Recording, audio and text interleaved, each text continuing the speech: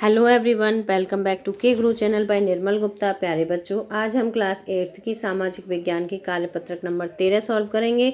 बच्चों, आज की वर्कशीट में हम इतिहास का पाठ 2 पढ़ेंगे, कंपनी का फैलता शासन। तो बच्चों, आपने पिछली वर्कशीट में जाना था कि किस तरह से कंपनी भारत देश में केवल व्यापार के उद्देश्य से आई थी और फिर उसने यहाँ की परिस्थितियों से अवगत होते हुए धीरे धीरे अपना शासन स्थापित कर लिया था और पूरा अधिकार कंपनी के ही हाथों में चला गया था, चाहे वो राजनीतिक हो, आर्थिक हो या व्यापारिक हो। तो कंपनी का फैलता शासन हम आज के वर्कशीट के माध्यम से जानेंगे कि किस तरह से कंपनी ने अपना शासन फैलाना शुरू किया था और किस तरह से पूरी तरह से शासन की बागडोर अपने हाथ में ले ली थी। बच्चों, आप अपनी वर्कशीट में अपना नाम लिखेंगे, कक्षा अध्यापक का नाम लिखेंगे, तिथि लिखेंगे 9 नवंबर 2020। तो स्टार्ट करते हैं आज की वर्कशीट। आरंभिक लड़ाई। तो देखो, आरंभिक काल मतलब शुरुआती समय। जब कंपनी ने अपना धीरे धीरे राज्य स्थापित करना शुरू किया तो आरंभिक समय में किस तरह से उसने अपना स्थापित किया राज्य यहाँ पर भारत देश में। बक्सर की लड़ाई 1764 के बाद। बच्चों, बक्सर की लड़ाई कब हुई थी? 1764 में हुई थी। आपको क्वेश्चन याद रहनी चाहिए। बक्सर की लड़ाई 1764 के बाद कंपनी ने भारतीय रियासतों में कंपनी के राजनीतिक व व्यावसायिक प्रतिनिधि, जिन्हें रेजिडेंट कहा जाता था, तैनात कर दिए थे। जो कंपनी थी उसने अपने रेजिडेंट तैनात कर दिए थे, जो भारतीय रियासतें थी उन सभी रियासतों में। ठीक है, उनका काम कंपनी के हितों की रक्षा करना था। जो रेजिडेंट थे वो किसके वफादार थे? कंपनी के। तो इनका कार्य क्या था? कंपनी के हितों की रक्षा करना और उन्हें आगे बढ़ाना था। और कंपनी के हितों की रक्षा कैसे होगी? जो रियायतें हैं वहाँ के राजनीतिक, आर्थिक, सामाजिक सभी प्रकार की सूचनाएं कंपनी को देकर, है ना, जो आंतरिक मामले हैं उन सभी की जानकारी वो कंपनी को देते थे। तो इस तरह से वो कंपनी के हितों की रक्षा करते थे। रेजिडेंट के माध्यम से कंपनी के अधिकारी भारतीय राज्यों के भीतरी मामलों में भी दखल करने लगे थे। भीतरी मामले मतलब आंतरिक जो मामले होते हैं, ठीक है, जैसे आर्थिक है, राजनीतिक है, सेना से संबंधित मामले हैं, इन सभी मामलों में जो रेजिडेंट थे वो अपने हस्तक्षेप करने लगे थे। अगला राजा कौन होगा ये भी डिसाइड करना कंपनी ने सोचा कि हम ही निर्णय करेंगे कि अगला राजा कौन बनेगा, किसको किस पद पर बिठाया जाएगा। ये चीज़ें भी कंपनी के अफसर तय करना चाहते थे। कंपनी के अफसर चाहते थे कि हम ही तय करें कि अगला राजा कौन होगा और किसको किस पद पर बिठाया जाएगा। कई बार कंपनी ने रियायतों पर सहायक संधि भी थोपी। अब बच्चों देखो, सहायक संधि, इस संधि के माध्यम से कंपनी अपना अधिकार स्थापित करना चाहती थी। तो कंपनी ने रियासतों के साथ सहायक संधि भी की। जो रियासत इस बंदोबस्त को मान लेती थी उसे अपनी स्वतंत्र सेनाएं रखने का अधिकार नहीं रहता था। उसे कंपनी की तरफ से सुरक्षा मिलती थी और इस सहायक सेना के रखरखाव के लिए भारतीय शासक कंपनी को रकम देते थे। और जो सेना होती थी वो किसकी होती थी? कंपनी की। लेकिन उसके रखरखाव के लिए रकम कौन देता था? भारतीय शासक देते थे। तो इससे किसका लॉस हुआ? भारतीय शासकों का लॉस हुआ और कंपनी का फायदा होता था।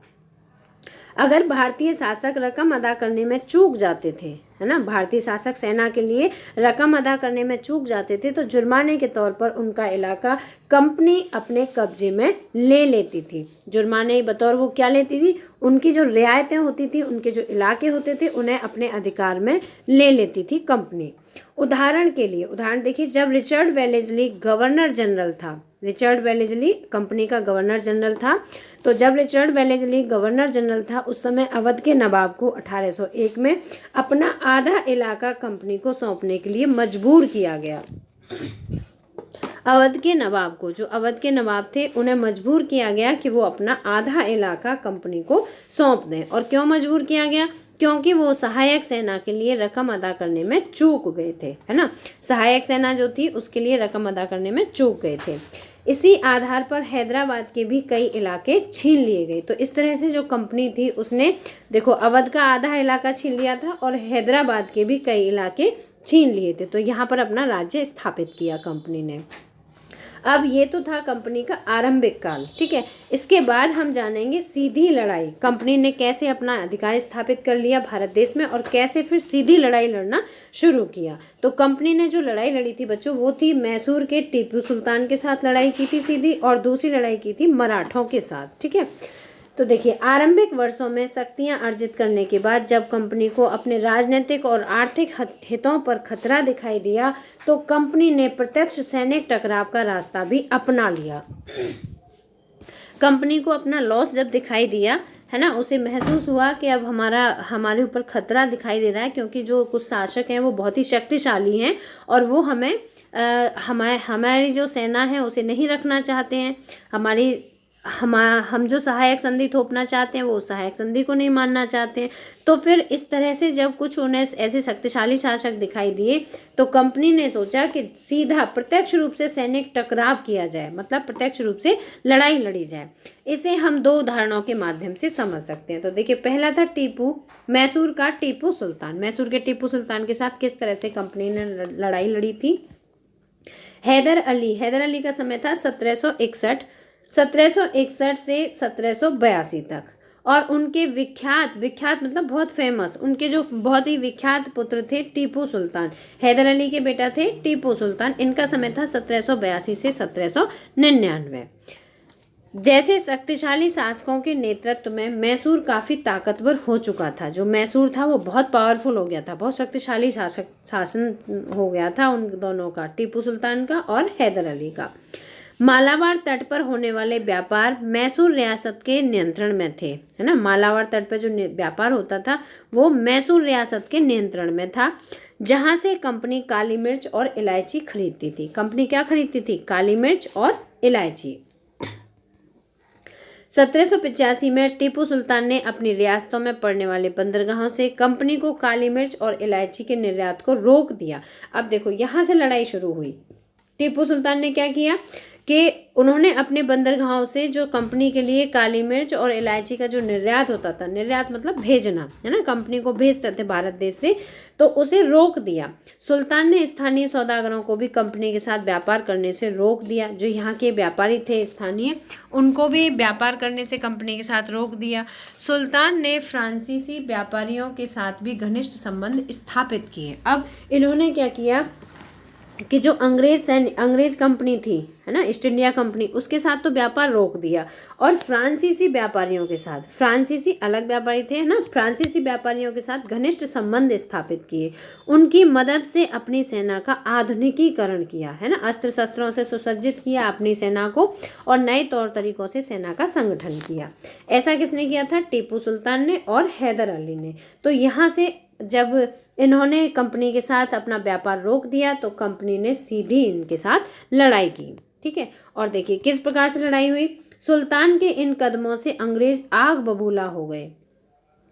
मैसूर के साथ अंग्रेजों की 4 बार लड़ाई हुई, 4 बार, 1767-69 में, 1780-84 में, 1790-92 और 1799 में। बच्चों 4 बार लड़ाई हुई अंग्रेजों की टीपू सुल्तान के साथ। श्रीरंगपट्टम की जंग में टीपू सुल्तान मारे गए। टीपू सुल्तान कब मारे गए थे? श्रीरंगपट्टम की लड़ाई हो रही थी, वहां पर टीपू सुल्तान मारे गए, और मैसूर का राजकाज पुराने वोडियार राजवंश के हाथों में सौंप दिया। जब ईस्ट इंडिया कंपनी की विजय हुई तो उन्होंने क्या किया, मैसूर का जो राजकाज था वो पहले अपने हाथों में लेकर उसे वोडियार राजवंश के हाथों में सौंप दिया। ठीक है, और इसके साथ ही मैसूर पर भी सहायक संधि थोप दी। अब मैसूर पर सहायक संधि कैसी थी? मतलब कि वहां पर अपनी सेना भेज दी, स्थायी सेना और स्वतंत्र सेना भेज दी, और उसका जो खर्च था वो कौन उठाएगा? वो वोडियार राजवंश का राजा उठाएगा, और अगर वो रकम चुकाने में असमर्थ हो जाएगा तो जो ईस्ट इंडिया कंपनी थी वो उनका आधा जो क्षेत्र था, आधी रियासत थी, उसे वो अपने अधिकार में ले लेंगी। तो इस तरह से उन्होंने मैसूर पर भी सहायक संधि थोप दी थी। अब बच्चों ये तो थी सीधी लड़ाई मैसूर के टीपू सुल्तान के साथ। दूसरी लड़ाई लड़ी थी इन्होंने मराठों के साथ, अंग्रेजों ने मराठों के साथ दूसरी लड़ाई लड़ी थी। 18वीं शताब्दी के आखिर से कंपनी मराठों की ताकत को भी काबू और ख़त्म करने के बारे में सोचने लगी थी। जो मराठे थे वो भी बहुत ताकतवर थे। 1761 में पानीपत की तीसरी लड़ाई में हार के बाद दिल्ली से देश का शासन चलाने का मराठों का सपना चूर चूर हो गया, है ना। मराठे चाहते थे कि वो दिल्ली से देश का शासन चलाएं, क्योंकि वो बहुत शक्तिशाली राजा थे, लेकिन अंग्रेजों ने उनके शासन को नहीं चलने दिया, उन्हें कई राज्यों में बांट दिया। इन राज्यों की बागडोर सिंधिया, होलकर, गायकवाड़ और भोंसले जैसे अलग अलग राजवंशों के हाथों में दे दी थी। ये सारे सरदार एक पेशवा सर्वोच्च मंत्री के अंतर्गत एक राज्यमंडल कन्फेडरेंसी के सदस्य थे। अब वहाँ पे शासन कैसे चलता था?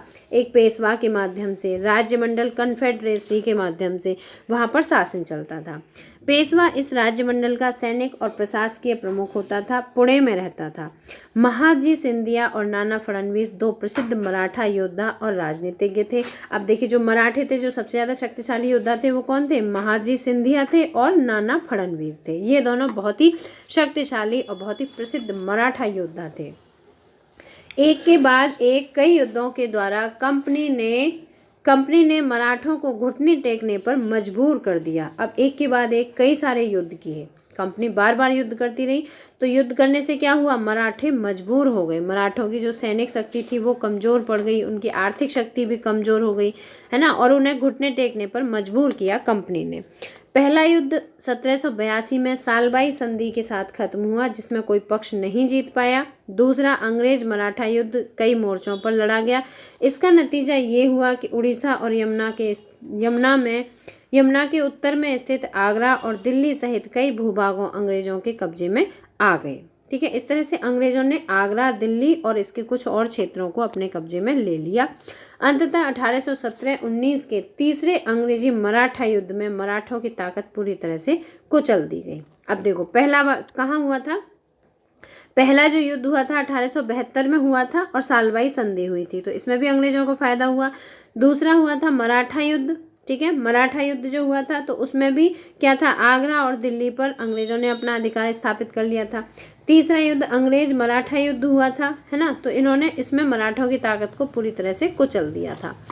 पेशवा को पुणे से हटकर कानपुर के पास बिठूर में पेंशन के लिए भेज दिया गया। जो पेशवा थे, जो बहुत ही शक्तिशाली शासक थे पेशवा, उनको बिठूर में पेंशन पर भेज दिया गया, मतलब उन्हें अंग्रेजी कंपनी के द्वारा, ईस्ट इंडिया कंपनी के द्वारा पेंशन दी गई। अब विंध्य में दक्षिण में स्थित पूरे भूभाग पर कंपनी का अधिकार स्थापित हो गया। अब देखो, जो विंध्य का दक्षिण भाग था, दक्षिण दिशा जो थी, उस पूरे पर कंपनी का अधिकार स्थापित हो गया। इस तरह से जो कंपनी थी उसने धीरे धीरे करके पूरे भारत देश पर अपना अधिकार स्थापित कर लिया था। अब बच्चों, वर्कशीट पर आधारित यहाँ कुछ प्रश्न दिए हैं, तो पहला प्रश्न पढ़ते हैं। ईस्ट इंडिया कंपनी ने सहायक संधि के द्वारा भारतीय रियायतों पर किस प्रकार कब्जा किया? तो बच्चों, किस प्रकार से कब्जा किया था? देखिए, आप वर्कशीट के माध्यम से ही प्रश्न का उत्तर लिखेंगे। देखिए, यहाँ से लिखेंगे आप कि ईस्ट इंडिया कंपनी ने कैसे किया। तो देखो, कंपनी ने रियायतों पर सहायक संधि थोप दी। रियासत इस बंदोबस्त को मान लेती थी तो उसे अपनी स्वतंत्र सेनाएं रखने का अधिकार नहीं रहता था। ये है आपका आंसर नंबर 1। ठीक है, उसे कंपनी की तरफ से सुरक्षा मिलती थी। इस सहायक सेना के रखरखाव के लिए भारतीय शासक कंपनी को रकम देते थे। अगर भारतीय शासक रकम अदा करने में चूक जाते तो जुर्माने के तौर पर उनका इलाका कंपनी अपने कब्जे में कर लेती थी। तो यहाँ से यहाँ तक ये आपका पहले प्रश्न का उत्तर हुआ। ठीक है बच्चों, आप यहाँ तक लिखेंगे। यहाँ से ये आपके पहले प्रश्न का आंसर है। डायरेक्ट आपकी वर्कशीट से दिए गए हैं, इसलिए मैंने अलग से नहीं लिखे हैं, आप वर्कशीट से लिख लेंगे। ठीक है, ये आपके पहले प्रश्न का उत्तर है। दूसरा प्रश्न पढ़ते हैं। दूसरा प्रश्न है, अंग्रेज टीपू सुल्तान से क्यों आग बबूला थे? अंग्रेज जो थे वो टीपू सुल्तान से क्यों नाराज थे, क्यों गुस्सा थे? इस लड़ाई के क्या परिणाम हुए? अब पहले आपको बताना है कि टीपू सुल्तान से क्यों नाराज थे और दोबारा हम बताना है कि इस लड़ाई के क्या परिणाम हुए। तो देखिए, यहाँ पर हम जानेंगे टीपू सुल्तान ने ऐसा क्या कार्य किया था जिससे कि अंग्रेज लोग बहुत नाराज हो गए थे। तो देखिए, यहाँ से आप इसका आंसर लिखेंगे, आंसर नंबर 2। ठीक है, आंसर नंबर 2। 1785 में टीपू सुल्तान ने अपनी रियासत में पड़ने वाले बंदरगाहों से कंपनी को काली मिर्च और इलायची के निर्यात को रोक दिया। सुल्तान ने स्थानीय सौदागरों को भी कंपनी के साथ व्यापार करने से रोक दिया। सुल्तान ने फ्रांसीसी व्यापारियों के साथ घनिष्ठ संबंध विकसित किए और उनकी मदद से अपनी सेना का आधुनिकीकरण किया। सुल्तान के इन कदमों से अंग्रेज आग बबूला हो गए। बच्चों, ये जो पॉइंट है इन्हें आप पॉइंट डाल डाल के भी लिख सकते हैं। ठीक है, यहाँ पर नंबर 1 डाल लेंगे, ये है नंबर 2। ठीक है, और यहाँ पर डालेंगे आप नंबर 3। ठीक है, तो ये है आपके आंसर नंबर 2। अब हमें बताना है कि उसका क्या परिणाम निकला। देखिए, परिणाम क्या था? अंग्रेजों के साथ, मैसूर के साथ अंग्रेजों की 4 बार जंग हुई। उसका रिजल्ट क्या निकला था? अंग्रेजों ने 4 बार लड़ाई की। श्रीरंगपट्टम की जंग में टीपू सुल्तान मारे गए। मैसूर का राजकाज पुराने वोडियार राजवंश के हाथों में सौंप दिया गया। इसके साथ ही मैसूर पर भी सहायक संधि थोप दी गई। यहाँ से यहाँ तक पूरा आप लिखेंगे उत्तर नंबर 2। ठीक है, आंसर नंबर 2 है। यहाँ से आप लिखना स्टार्ट करेंगे इसे 1785 से और यहाँ तक आपका पूरा प्रश्न नंबर 2 का आंसर है। ठीक है बच्चों, इसमें आप पॉइंट डाल डाल के लिखेंगे क्या क्या कारण थे। तो नंबर 1 पर कारण ये था, नंबर 2 यहाँ है, नंबर 3 ये है। ठीक है, तो इस तरह से आप प्रश्न नंबर 2 का आंसर अपनी वर्कशीट से लिखेंगे। अब पढ़ते हैं प्रश्न नंबर 3। प्रश्न नंबर 3 है, मराठा संघ के प्रमुख राजवंश कौन कौन से थे? ये संघ किस प्रकार से शासित था? तो देखिए बच्चों, आप इसका आंसर लिखेंगे यहाँ से। जो मराठा संघ के प्रमुख राजवंश थे, सिंधिया, होलकर, गायकवाड़ और भोसले। ठीक है, ये सभी मराठा वंश के प्रमुख राजवंश थे।